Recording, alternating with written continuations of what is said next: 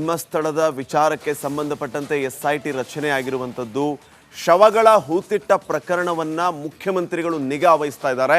ಕಾರಣ ಬಹಳ ಸೂಕ್ಷ್ಮವಾದಂತಹ ವಿಚಾರ. ಹೀಗಾಗಿ ಈಗಾಗಲೇ ವಿಶೇಷ ತನಿಖಾ ತಂಡಕ್ಕೆ ಸರ್ಕಾರದಿಂದ ಸೂಚನೆಯೂ ಕೂಡ ಹೋಗಿದೆಯಾ ಅನ್ನುವಂತಹ ಪ್ರಶ್ನೆ. ಸೂಕ್ಷ್ಮ ಪ್ರಕರಣವಾದ ಕಾರಣ ಎಸ್ಐಟಿ ತನಿಖೆಯ ಮೇಲೆ ಮುಖ್ಯಮಂತ್ರಿಗಳು ನಿಗಾ ವಹಿಸ್ತಾ ಇದ್ದಾರೆ. ಪ್ರಕರಣದ ನಿಗೂಢತೆಯನ್ನ ಭೇದಿಸುವುದಕ್ಕೆ ಸರ್ಕಾರ ಎಸ್ಐಟಿಯನ್ನ ರಚನೆ ಮಾಡಿದೆ, ವಿಶೇಷ ತನಿಖಾ ತಂಡವನ್ನ. ತನಿಖೆ ಪ್ರಾರಂಭಕ್ಕೂ ಮುನ್ನವೇ ಎಸ್ಐಟಿಗೆ ಸೂಚನೆ ಕೊಡಲಾಗಿದೆಯಾ? ಏನು ಸೂಚನೆ? ಪೊಲೀಸ್ ಮಹಾನಿರ್ದೇಶಕರಿಗೆ ತನಿಖಾ ಮಾಹಿತಿ ಹಂಚಿಕೆಯ ಸೂಚನೆ. ತನಿಖೆಯ ಪ್ರತಿ ಹಂತದಲ್ಲೂ ಕೂಡ ಮುಖ್ಯಮಂತ್ರಿಗಳಿಗೆ, ಗೃಹ ಸಚಿವರಿಗೆ ಮಾಹಿತಿಯನ್ನ ನೀಡಬೇಕು ಅಂತ ಹೇಳಿ ಹೋಮ್ ಮಿನಿಸ್ಟರ್ ಮಾತಾಡಿದ್ದಾರೆ. ನೋಡೋಣ ಈ ಬಗ್ಗೆ. ಅದನ್ನ ಬೇಗ ಮಾಡಿ ವರದಿ ಕೊಡಿ ಅಂತೇಳಿ ಡಿಜಿ ಅವರಿಗೆ ಡೆವಲಪ್ಮೆಂಟ್ಸ್ ಅನ್ನ ಪ್ರತಿ ಬಾರಿನೂ ಡಿಜಿ ಅವರಿಗೆ ತಿಳಿಸ್ಬೇಕು ಅಂತ ಹೇಳಿದೀವಿ, ಡಿಜಿ ಐಜಿಗೆ. ಆಮೇಲೆ ಸರ್ಕಾರಕ್ಕೆ ಅನಂತರ ವರದಿಯನ್ನು ಕೊಡ್ತಾರೆ.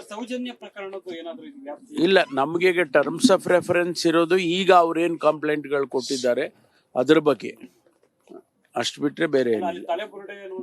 ಅದು ಗೊತ್ತಿಲ್ಲ, ಅದೆಲ್ಲ ಅವ್ರ ತನಿಖೆನಲ್ಲಿ ಮಾಡ್ತಾರಲ್ಲ, ತಲೆ ಬುರುಡೆನೋ ಕಾಲೋ ಕೈಯೋ ಅವೆಲ್ಲ ಮಾಡ್ತಾರೆ.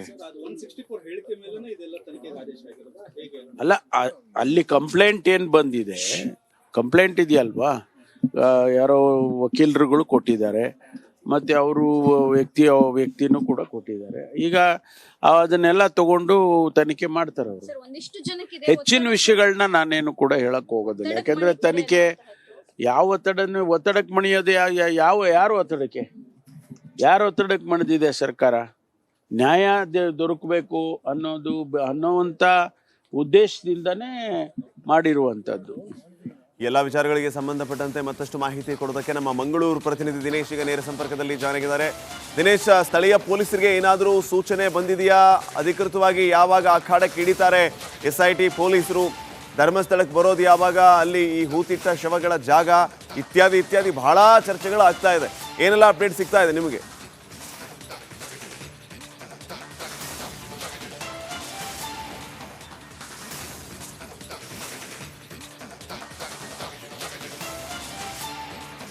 ಹೌದು ಶ್ರೀಪಾದ್ ಪಾಟೀಲ್, ಅಂದರೆ ಈ ಒಂದು ಪತ್ರ ಏನು ವೈರಲ್ ಆಯಿತು, ಆ ಬಳಿಕ ಬಹಳಷ್ಟು ಕುತೂಹಲ ಇದ್ದಿರುವಂಥದ್ದು. ಅಂದರೆ ಆ ವ್ಯಕ್ತಿ ಯಾರು ಅಂತ. ಆದರೆ ಜುಲೈ 13ರಂದು ಆ ವ್ಯಕ್ತಿಯನ್ನು ಕೂಡ ಬೆಳ್ತಂಗಡಿ ನ್ಯಾಯಾಲಯಕ್ಕೆ ಹಾಜರು ಪಡಿಸಲಾಯಿತು. ಆ ಬಳಿಕ ರಾಜ್ಯಾದ್ಯಂತ ಇದೊಂದು ಬಹಳಷ್ಟು ದೊಡ್ಡದಾದಂಥ ಸುದ್ದಿ ಆಗಿರುವಂಥದ್ದು. ಜನರಿಗೂ ಕೂಡ ಬಹಳಷ್ಟು ಕ್ಯೂರಿಯಾಸಿಟಿ ಈ ಒಂದು ಪ್ರಕರಣದಲ್ಲಿ ಹುಟ್ಟಿರುವಂಥದ್ದು. ಆ ಬಳಿಕ ಈ ಒಂದು ತನಿಖೆ ಏನಾಯಿತು, ಅದು ನಿಧಾನಗತಿಯಾಗಿ ಸಾಗ್ತಾ ಹೋಯಿತು ಅನ್ನುವಂಥ ಆರೋಪ ಕೂಡ ಕೇಳಿ ಬಂದಿರುವಂಥ. ಅಂದರೆ ತನಿಖಾ ನಿರ್ದಿಷ್ಟ ವೇಗದಲ್ಲಿ ಸಾಗ್ತಾ ಇಲ್ಲ, ಡಿಲೇ ಆಗ್ತಾ ಇದೆ ಅನ್ನುವಂಥ ಒಂದಷ್ಟು ಆರೋಪಗಳು ಕೂಡ ಕೇಳಿ ಬಂದಿತ್ತು. ಅದರ ಜೊತೆಗೆ ಇದು ಈ ಒಂದು ಪ್ರಕರಣ ಏನಿದೆ, ಇದು ಪ್ರಕರಣ ಅನ್ನುವಂಥದ್ದು ಸರಿಯಾದ ರೀತಿಯಲ್ಲಿ ತನಿಖೆ ಆಗಬೇಕು, ಕೂಲಂಕುಷವಾಗಿ ತನಿಖೆ ಆಗಬೇಕಾದ್ರೆ ಇದನ್ನು ಎಸ್ಐಟಿಗೆ ಹಸ್ತಾಂತರ ಮಾಡಬೇಕು ಅನ್ನುವಂಥ ಆಗ್ರಹವನ್ನು ಬಹಳಷ್ಟು ಜೋರಾಗಿ ಕೇಳಿ ಬಂದಿತ್ತು. ಜೊತೆಗೆ ಮಹಿಳಾ ಆಯೋಗದಿಂದಲೂ ಕೂಡ ಇದೇ ರೀತಿಯಾದಂಥ ಆಗ್ರಹ ಕೇಳಿ ಬಂದಿರುವಂಥದ್ದು. ಆ ಬಳಿಕ ಈ ಒಂದು ಪ್ರಕರಣವನ್ನು ಎಸ್ಐಟಿಗೂ ಕೂಡ ಹಸ್ತಾಂತರ ಮಾಡಲಾಗಿರುವಂಥದ್ದು. ಸದ್ಯ ಎಸ್ಐಟಿ ತಂಡ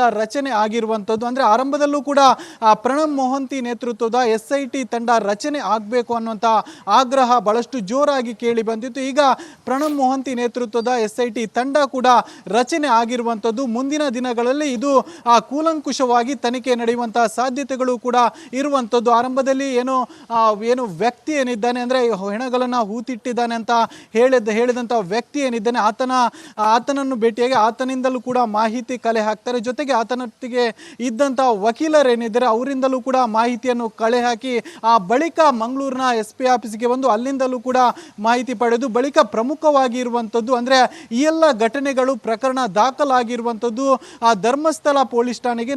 ನೀವೀಗ ದೃಶ್ಯದಲ್ಲಿ ಕೂಡ ಗಮನಿಸಬಹುದು, ನಾನು ಧರ್ಮಸ್ಥಳ ಪೊಲೀಸ್ ಠಾಣೆಯ ಮುಂಭಾಗದಲ್ಲಿದ್ದೇನೆ. ಇಲ್ಲಿ ಪ್ರಮುಖವಾಗಿ ಆ ಒಂದು ಪ್ರಕರಣ ದಾಖಲಾಗಿರುವಂಥದ್ದು. ಹಾಗಾಗಿ ಇಲ್ಲಿ ನೀಡುವಂತಹ ಮಾಹಿತಿ ಏನಿದೆ ಅದು ಬಹಳಷ್ಟು ಇಂಪಾರ್ಟೆಂಟ್ ಆಗಿರುತ್ತೆ. ಯಾಕಂದರೆ ಆ ಒಂದು ಪ್ರಕರಣ ಅಂದರೆ ಇದರ ಜೊತೆಗೆ ಈ ಹಿಂದೆ ಸಾಕಷ್ಟು ಅಸಹಜ ಸಾವುಗಳೇನಾಗಿದೆ, ಸುಮಾರು 20 ವರ್ಷಗಳಿಂದಲೂ ಕೂಡ ಸಾಕಷ್ಟು ಅಸಹಜ ಸಾವು ಅಂತ ಈ ಭಾಗದಲ್ಲಿ ಕೇಳಿ ಬಂದಿತ್ತು. ಹೀಗಾಗಿ ಅವುಗಳ ಎಲ್ಲ ಪ್ರಕರಣಗಳು ಇರುವಂಥದ್ದು ಧರ್ಮಸ್ಥಳ ಪೊಲೀಸ್ ಠಾಣೆಯಲ್ಲಿ. ಹೀಗಾಗಿ ಈ ಠಾಣೆಯಿಂದ ನೀಡುವಂತಹ ಮಾಹಿತಿ ಏನಿದೆ ಅದು ಬಹಳಷ್ಟು ಪ್ರಮುಖ ಆಗುತ್ತೆ. ಹೀಗಾಗಿ ಈ ಠಾಣೆಗೂ ಬಂದು ಇಲ್ಲಿಂದಲೂ ಕೂಡ ಮಾಹಿತಿ ಪಡೆಯುತ್ತಾರೆ ಮುಂದಿನ ದಿನಗಳಲ್ಲಿ. ಆ ಬಳಿಕ ಎಲ್ಲ ರೀತಿಯಾದಂತಹ ಮಾಹಿತಿಯನ್ನು ಪಡೆದುಕೊಂಡು ಬಳಿಕ ಮತ್ತೆ SIT ತನ್ನ ಮುಂದುವರಿದಂತ ಕೆಲಸವನ್ನು ನಡೆಸಲಾಕೆ ಇರುವಂಥದ್ದು. ಹೀಗಾಗಿ ಈ ಒಂದು ಪ್ರಕರಣ ಏನಿದೆ ಇದು ಬಹಳಷ್ಟು ಕುತೂಹಲಕ್ಕೆ ಕಾರಣ ಆಗಿರುವಂಥದ್ದು, ಬಹಳಷ್ಟು ನಿಗೂಢತೆಗಳು ಕೂಡ ಇರುವಂಥದ್ದು. ಅಂದರೆ ಆರಂಭದಲ್ಲಿ ಜೂನ್ 22ರಂದು ಒಂದು ಸಣ್ಣ ಪತ್ರ ವೈರಲ್ ಆಗಿತ್ತು. ಈ ರೀತಿಯಾಗಿ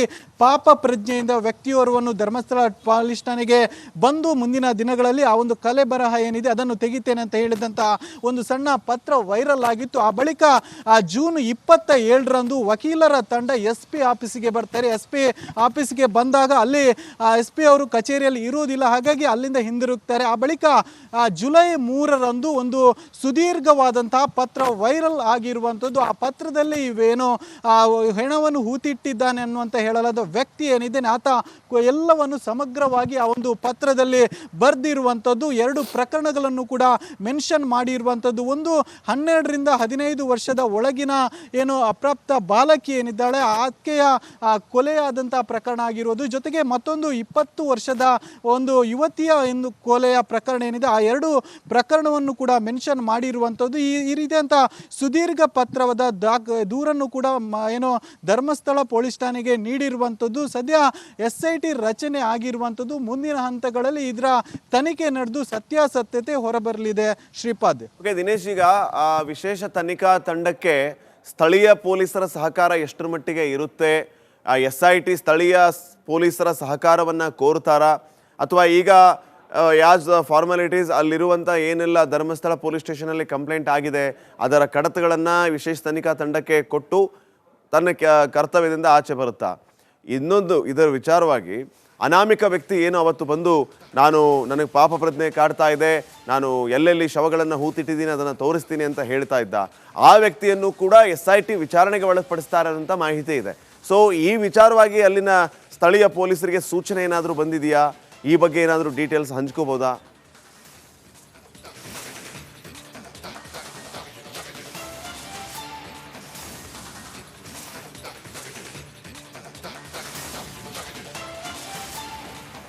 ಹೌದು ಶ್ರೀಪಾದ್ ಪಾಟೀಲ್, ಅಂದರೆ ಸ್ಥಳೀಯ ಠಾಣೆ ಏನಿದೆ ಇದು ನೀಡುವಂತಹ ಮಾಹಿತಿಗಳು ಬಹಳಷ್ಟು ಅತ್ಯಮೂಲ್ಯವಾಗಿರುವಂಥದ್ದು. ಯಾಕಂದರೆ ಇಲ್ಲಿನ ಸಾವುಗಳು ಸಂಭವಿಸಿರುವಂಥದ್ದು ಈ ಒಂದು ಪೊಲೀಸ್ ಠಾಣೆಯ ವ್ಯಾಪ್ತಿಯಲ್ಲಿ. ಹೀಗಾಗಿ ಈ ಧರ್ಮಸ್ಥಳ ಪೊಲೀಸ್ ಠಾಣೆ ಎನ್ನುವಂಥದ್ದು ನೀಡುವಂತಹ ಮಾಹಿತಿ ಏನಿದೆ ಅದು ಬಹಳಷ್ಟು ಪ್ರಮುಖವಾಗುತ್ತೆ. ಅಂದರೆ ಮೊನ್ನೆ ತಾನೇ ಆತ ಬಂದು ಕೂಡ ಇಲ್ಲಿ ದೂರನ್ನು ಕೂಡ ನೀಡಿದ್ದು ಇಲ್ಲೇ, ಮತ್ತು ಈ ಒಂದು ಘಟನೆ ಅಂದರೆ ಈ ಒಂದು ಪತ್ರ ವೈರಲ್ ಆಯಿತು, ಬಹಳಷ್ಟು ಸುದ್ದಿ ಆಯಿತು. ಆ ಬಳಿಕ ಅನನ್ಯ ಭಟ್ ಅಂದರೆ ಈ ಹಿಂದೆ ಇಲ್ಲಿ ಮಿಸ್ಸಿಂಗ್ ಆದಂಥ ಒಂದು ಯುವತಿ ಅನನ್ಯ ಭಟ್ ಏನಿದ್ದಾಳೆ ಆಕೆಯ ತಾಯಿ ಸುಜಾತಾ ಭಟ್ ಅವರು ಕೂಡ ಕಂಪ್ಲೇಂಟ್ ನೀಡಿರುವಂಥದ್ದು ಇಲ್ಲಿ. ಹೀಗಾಗಿ ಈ ಒಂದು ಠಾಣೆ ನೀಡುವಂತಹ ಮಾಹಿತಿಗಳು ಬಹಳಷ್ಟು ಪ್ರಮುಖವಾಗುತ್ತೆ. ಜೊತೆಗೆ ಈ ಭಾಗದಲ್ಲಿ ಏನಾದರೂ ಮಿಸ್ಸಿಂಗ್ ಕಂಪ್ಲೇಂಟ್ ಮಿಸ್ಸಿಂಗ್ ಆಗಿರುವಂಥದ್ದು ಈ ಎಲ್ಲ ಪ್ರಕರಣಗಳು ಕೂಡ ದಾಖಲಾಗಿರುವಂಥದ್ದು ಧರ್ಮಸ್ಥಳ ಪೊಲೀಸ್ ಠಾಣೆಯಲ್ಲಿ. ಹೀಗಾಗಿ ಇಲ್ಲಿನ ಮಾಹಿತಿಗಳು ಬಹಳಷ್ಟು ಪ್ರಮುಖ ಆಗುತ್ತೆ. ಅಂದರೆ ಒಂದಷ್ಟು ಬೇರೆ ಬೇರೆ ರೀತಿಯಲ್ಲಿ ಮಾಹಿತಿ ಸಂಗ್ರಹಿಸಿದಂಥ ಬಳಿಕ SIT ಅಧಿಕಾರಿಗಳೇನಿದ್ದಾರೆ ಅವರು ಈ ಧರ್ಮಸ್ಥಳ ಪೊಲೀಸ್ ಠಾಣೆಯಿಂದಲೂ ಕೂಡ ಮಾಹಿತಿಯನ್ನು ಕಲೆ ಹಾಕ್ತಾರೆ. ಅಂದರೆ ಈ ಭಾಗದಲ್ಲಿ ಆದಂಥ ಮಿಸ್ಸಿಂಗ್ ಪ್ರಕರಣಗಳು ಅಂದರೆ ಕಳೆದ 20 ವರ್ಷಗಳಿಂದ ಯಾವ ರೀತಿಯಾದಂಥ ಮಿಸ್ಸಿಂಗ್ ಪ್ರಕರಣಗಳು ದಾಖಲಾಗಿದೆ ಅನ್ನುವಂಥದ್ದನ್ನು ಇಲ್ಲಿನ ಪೊಲೀಸರಿಂದ ಮಾಹಿತಿ ಕಲೆ ಹಾಕ್ತಾರೆ. ಜೊತೆಗೆ ಆತ ನಮೂದಿಸಿದಂತೆ ಆತ 1995ರಲ್ಲಿ ಧರ್ಮಸ್ಥಳದಲ್ಲಿ ನೈರ್ಮಲ್ಯ ಕಾರ್ಮಿಕನಾಗಿ ಕೆಲಸ ಮಾಡ್ತಾನೆ. ಅದರ ಬಳಿಕ 3 ವರ್ಷ ಅಂದರೆ 1998ರ ಬಳಿಕ ಈ ರೀತಿಯಾಗಿ ಹೆಣ ಹೂಳುವಂಥ ಕೆಲಸ ಮಾಡ್ತಾನೆ. ಹೀಗಾಗಿ ಆ ಬಳಿಕದ ಮಿಸ್ಸಿಂಗ್ ಪ್ರಕರಣಗಳೇನಿದೆ ಅದರ ಮಾಹಿತಿಯನ್ನು ಕೂಡ ಇಲ್ಲಿಂದ ಪಡೆಯುವಂತಹ ಸಾಧ್ಯತೆಗಳು ಇರುತ್ತೆ. ಅಂದರೆ ಅಂಥ ಪ್ರಕರಣಗಳೆಲ್ಲವೂ ಕೂಡ ಇಲ್ಲೇ ದಾಖಲಾಗಿರುವಂಥ ಕಾರಣವಾಗಿ ಇಲ್ಲಿಂದ ಒಂದಷ್ಟು ಮಾಹಿತಿಗಳನ್ನು ಕೂಡ ಪಡೆಯುವಂತಹ ಸಾಧ್ಯತೆಗಳು ಕೂಡ ಇರುತ್ತೆ. ಹೀಗಾಗಿ ಪೊಲೀಸರು ಕೂಡ ಮುಂದೆ SIT ತಂಡ ಬಂದಾಗ ಅವರಿಗೆ ಯಾವ ರೀತಿಯಾದಂಥ ಮಾಹಿತಿ ಕೊಡಬೇಕು ಮತ್ತು ಯಾವ ರೀತಿಯಾದಂಥ ತಮ್ಮಲ್ಲಿದ್ದಂಥ ದಾಖಲೆ ಕೊಡಬೇಕು ಅದನ್ನೆಲ್ಲವನ್ನು ಕೂಡ ಈಗಾಗಲೇ ರೆಡಿ ಮಾಡಿಕೊಳ್ತಾ ಇರುವಂಥದ್ದು. ಜೊತೆಗೆ ನೀವು ಹೇಳಿದಂತೆ ಮುಂದಿನ ಹಂತಗಳಲ್ಲಿ ಪ್ರಮುಖವಾಗಿ ಆ ವ್ಯಕ್ತಿ ಏನಿದ್ದಾನೆ ಅಂದರೆ ಆ ಹೆಣಗಳನ್ನು ಹೂತಿಟ್ಟಂಥ ವ್ಯಕ್ತಿ ಏನಿದ್ದಾನೆ ಆತನನ್ನು ಕೂಡ ತನಿಖೆ ಮಾಡುವಂಥ ಸಾಧ್ಯತೆ ದಟ್ಟ ಆಗಿರುವಂಥ, ಅಂದರೆ ಆತನಲ್ಲಿ ಎಲ್ಲ ವಿಷಯ ಅಡಗಿರುವ ಕಾರಣವಾಗಿ ಆತನನ್ನು ತನಿಖೆ ಮಾಡುವ ಸಾಧ್ಯತೆಗಳು ಮುಂದಿನ ಹಂತಗಳಲ್ಲಿ ಇರುವಂಥದ್ದು. ಮೊನ್ನೆ ತಾನೇ ಬೆಳ್ತಂಗಡಿ ನ್ಯಾಯಾಲಯಕ್ಕೆ ಬಂದು ಆ ನ್ಯಾಯಾಧೀಶರ ಮುಂದೆ ತನ್ನ ಹೇಳಿಕೆಯನ್ನು ನೀಡಿದ್ದಾನೆ. ಆ ಬಳಿಕ ಆತ ಮತ್ತೊಮ್ಮೆ ನೇತ್ರಾವತಿ ನದಿ ತೀರದಲ್ಲಿ ಬಂದು ಆ ಕಳೆಬರಹವನ್ನು ತೆಗಿತೇನೆ ಅಂತ ಹೇಳಿದ. ಆದರೆ ಅವತ್ತು ಪೊಲೀಸರು ಹೋಗಿರಲಿಲ್ಲ, ಅಂದರೆ ಆ ಒಂದಷ್ಟು ಪ್ರೊಸೀಜರ್ ಇದೆ, ಆ ಬಳಿಕವಷ್ಟೇ ಆ ಒಂದು ಕಳೆಬರನ್ನು ತೆಗೆಯುವಂಥ ಪ್ರಕ್ರಿಯೆ ಆಗಬೇಕು, ಏಕೈಕಿ ಆಗೋದಿಲ್ಲ ಅಂತ ಅವತ್ತು ಬರಲಿಲ್ಲ. ಹೀಗಾಗಿ ಆತ ಅವತ್ತು ತನ್ನ ವಕೀಲರ ಜೊತೆ ಹಿಂದಿರುಗಿ ಹೋಗಿರುವಂಥದ್ದು. ಹೀಗಾಗಿ ಸದ್ಯ ಆತ ವಕೀಲರ ಜೊತೆ ಇರುವಂಥದ್ದು, ಅಂದರೆ ಆರಂಭದಲ್ಲಿ ಆತನನ್ನು ಕರ್ಕೊಂಡು ಬಂದಂಥ ವಕೀಲರೇನಿದ್ದಾರೆ ಅವರ ಜೊತೆ ಇರುವಂತಹ ಸಾಧ್ಯತೆಗಳು ಕೂಡ ಇದೆ. ಹೀಗಾಗಿ ಮುಂದಿನ ದಿನಗಳಲ್ಲಿ SIT ತಂಡ ಆತನನ್ನು ಕೂಡ ವಿಚಾರಣೆಗೆ ಒಳಪಡಿಸುವಂತಹ ಸಾಧ್ಯತೆಗಳು ಇದೆ. ಮುಂದಿನ ಕೆಲವೇ ಅಂದರೆ ಒಂದೆರಡು ದಿನಗಳಲ್ಲಿ ಆತನನ್ನು ವಿಚಾರಣೆ ಮಾಡಿ ಆತನಿಂದಲೂ ಕೂಡ ಒಂದಷ್ಟು ಮಾಹಿತಿಗಳನ್ನು ಸಂಗ್ರಹಿಸಿ ಆ ಬಳಿಕ ಮುಂದಿನ ಕೆಲವೊಂದು ಪ್ರೊಸೀಜರ್ ಏನಿದೆ ಅದು ನಡೆದ ಬಳಿಕ ಮತ್ತಷ್ಟೇ ಕಳೆಬರಹವನ್ನು ಹೊರತೆಗೆಯುವಂಥ ಸಾಧ್ಯತೆಗಳು ಕೂಡ ಇರುವಂಥದ್ದು. ಶ್ರೀಪಾದ್ ಪಾಟೀಲ್, ಓಕೆ, ಸಂಪರ್ಕದಲ್ಲಿರಿ ರಾಜೇಶ್. ಮತ್ತೊಂದು ಬ್ರೇಕಿಂಗ್ ಅಪ್ಡೇಟ್ ಬರ್ತಾ ಇದೆ. ಈಗಾಗಲೇ ಪ್ರಣವ್ ಮೊಹಾಂತಿ ಇವರ ನೇತೃತ್ವದಲ್ಲಿ SIT ರಚನೆ ಆಗಿರುವಂಥದ್ದು. ಈ ಪ್ರಣವ್ ಮೊಹಾಂತಿ ಅವರು ಈಗ ಗೃಹ ಸಚಿವರನ್ನ ಭೇಟಿಯಾಗಿದ್ದಾರೆ. ಧರ್ಮಸ್ಥಳ ಕೇಸ್ನ SIT ಮುಖ್ಯಸ್ಥರಾಗಿರುವಂತಹ ಪ್ರಣವ್ ಮೊಹಾಂತಿ, ಧರ್ಮಸ್ಥಳ ಕೇಸ್ನ SIT ಮುಖ್ಯಸ್ಥರಾಗಿರುವಂತಹ ಇವರು ಗೃಹ ಸಚಿವ ಪರಮೇಶ್ವರ್ ಅವರನ್ನ ಭೇಟಿಯಾಗಿದ್ದಾರೆ. ಸದಾಶಿವನಗರದ ಗೃಹ ಸಚಿವರ ನಿವಾಸದಲ್ಲಿ ಅವರನ್ನ ಭೇಟಿಯಾಗಿರುವಂಥದ್ದು. ನಿನ್ನೆ ಪ್ರಣವ್ ಮೊಹಾಂತಿ ನೇತೃತ್ವದ SITಯನ್ನ ಸರ್ಕಾರ ರಚನೆ ಮಾಡಿತ್ತು. ರಚನೆ ಆಗ್ತಾ ಇದ್ದಂತೆ ಈಗ ಆಕ್ಟಿವ್ ಆಗಿದೆ SIT ಟೀಮ್. ಗೃಹ ಸಚಿವರನ್ನ ಭೇಟಿ ಮಾಡಿದ್ದಾರೆ. ಈ SITಯ ಮುಖ್ಯಸ್ಥರಾಗಿರುವಂತಹ ಪ್ರಣವ್ ಮೊಹಾಂತಿ ಅವರು ಈ SIT ಇವತ್ತಿನಿಂದ ಏನು ಕೆಲಸ ಮಾಡುತ್ತೆ, ಏನು ಎತ್ತ ಅನ್ನೋದ್ರ ಬಗ್ಗೆ ಬಹುಶಃ ಗೃಹ ಸಚಿವರ ಜೊತೆಗೆ ಚರ್ಚೆ ಮಾಡೋದಕ್ಕೆ ಪ್ರಣವ್ ಮೊಹಾಂತಿ ಅವರು ಭೇಟಿಯನ್ನು ಕೊಟ್ಟಿದ್ದಾರೆ ಅಂತ ಕಾಣುತ್ತೆ. ಈಗಾಗಲೇ ಸದಾಶಿವನಗರದಲ್ಲಿರುವಂತಹ ಹೋಮ್ ಮಿನಿಸ್ಟರ್ ಅವರ ಮನೆಗೆ ಪ್ರಣವ್ ಮೊಹಾಂತಿ ಅವರು ಭೇಟಿಯನ್ನು ನೀಡಿದ್ದಾರೆ. ಈ ಭೇಟಿ ಸಹಜವಾಗಿ ಕುತೂಹಲಕ್ಕೆ ಕಾರಣವಾಗ್ತಾ ಇದೆ. ದಿನೇಶ್, ಈಗಾಗಲೇ SIT ತಂಡ ಕಾರ್ಯಪ್ರವೃತ್ತ ಆಗಿದೆ. ನಾವು ನಿಮ್ಮಿಂದ ಮಾಹಿತಿಯನ್ನು ಪಡಿತಾ ಇದ್ವಿ. ಆ ಅನಾಮಧೇಯ ವ್ಯಕ್ತಿಯ ಸ್ಟೇಟ್ಮೆಂಟನ್ನು ತೆಗೆದುಕೋಬಹುದು SIT. ಈ SIT ಟೀಮಲ್ಲೇ ಮತ್ತೆ ಸಬ್ ಡಿವಿಷನ್ಗಳಿರುತ್ತೆ, ಪ್ರತ್ಯೇಕವಾಗಿ ಅವರವರಿಗೆ ಒಂದೊಂದು ಜವಾಬ್ದಾರಿಯನ್ನು ನೀಡಲಾಗುತ್ತೆ. ಈಗ ಪ್ರಣವ್ ಮೊಹಾಂತಿ ಅವರ ಹೋಮ್ ಮಿನಿಸ್ಟರ್ನ ಮೀಟ್ ಆಗಿರುವಂಥದ್ದು ಅಂತ. ಸೊ ಓವರಾಲ್ ಏನೆಲ್ಲ ಅಪ್ಡೇಟ್ ಸಿಗ್ತಾ ಇದೆ?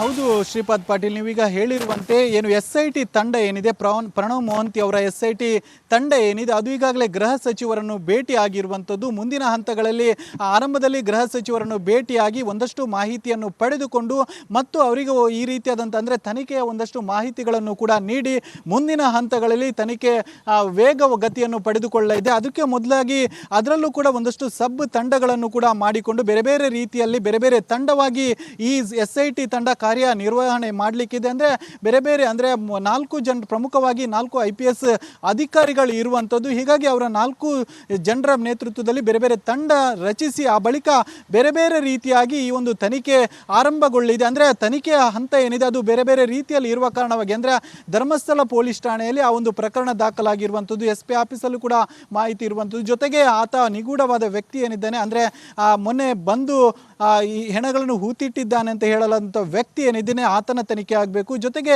ಒಂದಷ್ಟು ಬೇರೆ ಬೇರೆ ಪ್ರಕರಣಗಳ ಬಗ್ಗೆ ತನಿಖೆ ಆಗಬೇಕು. ಹೀಗಾಗಿ ಇದಕ್ಕೆ ಬೇರೆ ಬೇರೆ ತಂಡಗಳು ಈಗಾಗಲೇ ಮುಂದಿನ ಹಂತಗಳಲ್ಲಿ ರಚನೆ ಆಗುತ್ತೆ. ರಚನೆ ಆದ ಬಳಿಕ ತನ್ನ ಕಾರ್ಯ ನಿರ್ವಹಣೆಯನ್ನು ಮುಂದಿನ ಹಂತಗಳಲ್ಲಿ ಮಾಡಲಿದೆ. ಅವೆಲ್ಲ ತನಿಖೆ ಆದ ನಂತರದಲ್ಲೇ ಈ ಒಂದು ಅಂದರೆ ಆತ ಹೇಳಿದಂಥ ಜಾಗದಲ್ಲಿ ಬಂದು ಕಳೆ ಬರಹವನ್ನು ತೆಗೆಯುವಂಥ ಪ್ರಕ್ರಿಯೆಗಳು ಆರಂಭ ಆಗುತ್ತೆ. ಸದ್ಯ ಈ ಒಂದು ಪ್ರಕರಣದ ಬಗ್ಗೆ ರಾಜ್ಯದಲ್ಲಿ ಅಲ್ಲದೆ ಹೊರ ರಾಜ್ಯದಲ್ಲೂ ಕೂಡ ಬಹಳಷ್ಟು ಕುತೂಹಲವನ್ನು ಕೆರಳಿಸಿರುವಂಥದ್ದು. ಯಾಕಂದ್ರೆ ಈ ರೀತಿಯಾದಂಥ ಪ್ರಕರಣ ಇಡೀ ದೇಶದಲ್ಲಿ ನಡೆಯಲಿಲ್ಲ ಅನ್ನುವಂಥ ಮಾತುಗಳು ಕೂಡ ಕೇಳಿ ಬರ್ತಾ ಇರುವಂಥದ್ದು. ಯಾಕಂದ್ರೆ ಓರ್ವ ವ್ಯಕ್ತಿ 100 ಶವಗಳನ್ನು ಈ ರೀತಿಯಾಗಿ ಹೂತಿದ್ದಾನೆ ಅನ್ನುವಂಥ ಹೇಳಿದ್ದಾನೆ. ಈ ರೀತಿಯಾದಂಥ ಪ್ರಕರಣ ಎನ್ನುವಂಥದ್ದು ಇದು ದೇಶದಲ್ಲಿ ಮೊದಲು ಅನ್ನುವಂಥದ್ದು. ಹೀಗಾಗಿ ಈ ಒಂದು ಪ್ರಕರಣದ ಬಗ್ಗೆ ಬಹಳಷ್ಟು ಕುತೂಹಲ ಇರುವಂಥದ್ದು. ಜನರಿಗೂ ಕೂಡ ಮೊನ್ನೆ ಆತ ನ್ಯಾಯಾಲಯದ ಮುಂದೆ ಹಾಜರಾಗಿ ತನ್ನ ಹೇಳಿಕೆ ನೀಡಿದ್ದಾನೆ. ಆ ಬಳಿಕ